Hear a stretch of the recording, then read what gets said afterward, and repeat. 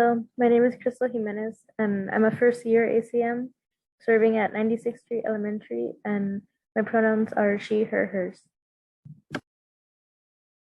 My name's Ava. I use she, her pronouns, and I'm serving at Ascot Avenue Elementary as a 5th grade ACM. Oh, I chose to serve with City Year because one day I'd like to be an elementary school teacher, and I saw, like, after reading the website and learning more about City Year, I see it as like getting a chance to shadow a teacher all day for classroom observation and like support, getting to learn more about classroom management, as well as interacting with students in and out of the classroom, helping with yard support, sometimes during recess.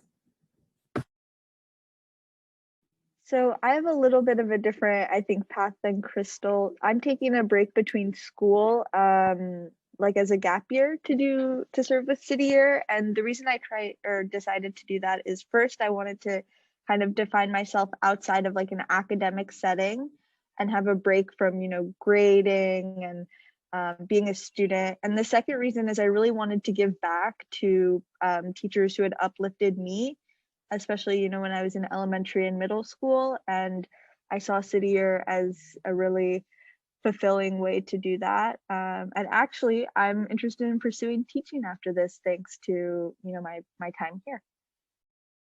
One of my favorite things about City Year is the free public transport pass that City Year provides. So I take the bus to school every morning, and thanks to this public transport pass, it's a really accessible medium for me. I wake up around 5:45 every morning, and then get ready, put on my City Year uniform. The nice thing is you never have to think about what you're going to wear because you're wearing a uniform, and pack up and get ready for the day. I have a morning coffee, and I'm out the door by around 6:15, and I get to school at 7 for my first circle with my team then.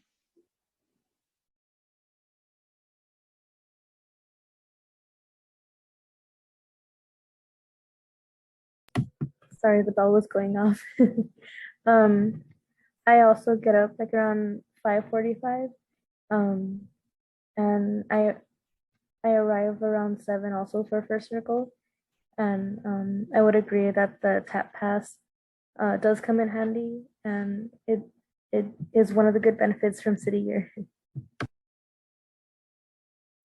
In the morning here at 96th Street, we first circle, and then at 7:40 we're out of out of the after school room, and we go and we help with morning lineup, keeping our kids in our 2 lines. And after that, then we go to in-class service, where I go with my partner teacher and then work with small groups, and I give intentional support. And then after that, recess, then we're back, and then it's math time, then lunchtime support while they're out, back in the classroom, and then on to our after school program for ELT, extended learning time. My schedule looks pretty similar to Crystal's. So I get to school at 7, and then I have a first circle or like a morning meeting with my team. And from there, we go out to Power Greet, which is something I think that's really special about City Year. So while all the kids are coming into school, we stand outside and we have all these, I guess different chants to welcome them to school, and they kind of do dances. And I think it's a good way to kind of get the energy up in the morning when it's 7:30, everyone's kind of sleepy still.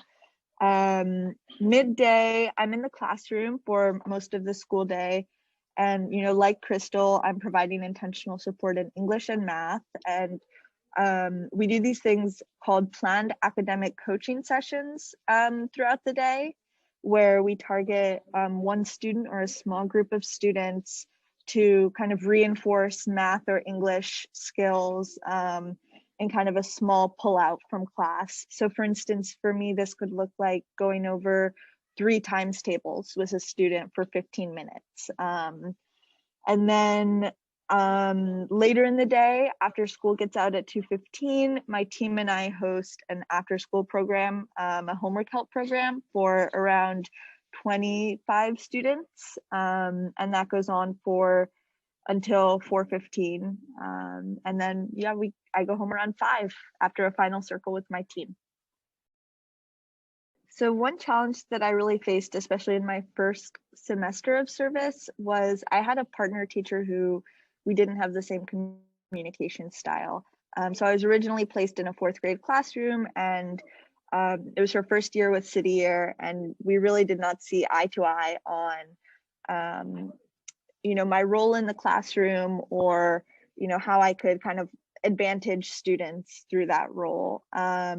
And I really relied on, I would say, my team, as well as kind of the extended community of City Year, with a program director, a program manager. These are kind of more higher up people who maybe are not in my day-to-day interactions, but really supported me through, the process of kind of communicating my role. And, my team was there day to day to say, hey, that's not okay that she did that, or what if you tried this strategy?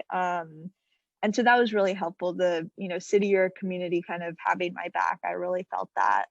And ultimately it turned out great, because I'm now in a great 5th grade classroom with students and a teacher who I really work well with. Oh, for me, a challenge was learning how to adapt to the rate at which different students learn and understand new concepts. So through City Year, they helped me understand differentiation. Like if I have a small group for ELT for the after school program and we're working on math, but I have 3 students and they're all at different levels, how to break it down for the students to help them out through differentiation. For example, if student A is working on double-digit multiplication, but student B is still on single-digit multiplication, teaching like different steps for all students, but in different ways.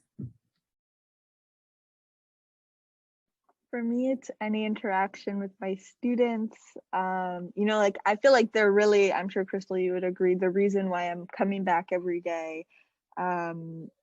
I think some of the moments that I look back on is like a student like drew a picture of me, or wrote me a nice letter for, before we went on the winter break holiday. And of course, I'm going to keep those. That those can really cheer you up or kind of motivate you to keep going.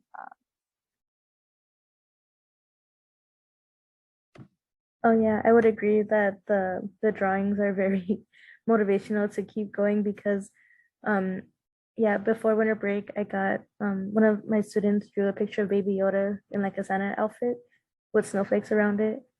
And I was like, thank you so much. And like I kept it and I still keep it. I'm trying to have like a box of like gifts that the students give me. And I keep some on my desk. So I have like I made a little box out of paper, an origami box, and they've given me a lot of like food erasers. And then one student that really loves Pokemon gave me an Eevee, so I keep my Eevee on my desk.